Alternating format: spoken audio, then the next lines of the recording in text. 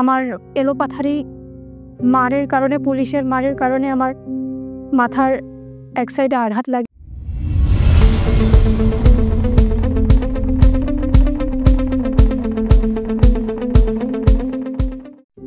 আমি সুমাইয়া আক্তার শিমু, বৈষম্য বিরোধী ছাত্র আন্দোলনের একজন আমি সহযোদ্ধা এবং আহত। আমি জুলাইয়ে আন্দোলনের সময় আহত হয়েছিলাম। এটি হচ্ছে বেগম রোকেয়া বিশ্ববিদ্যালয়ের সামনে 16 তারিখে।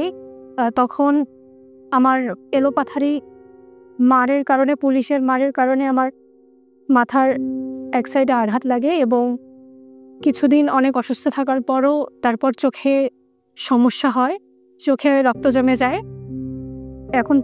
তখন থেকে আমি চোখে ঝাপসা দেখি। আমি জুলাই ফাউন্ডেশন থেকে এখন আমাকে ডাকা হয়েছে আর্থিক সহায়তার জন্য। এজন্য জুলাই ফাউন্ডেশনকে অনেক অনেক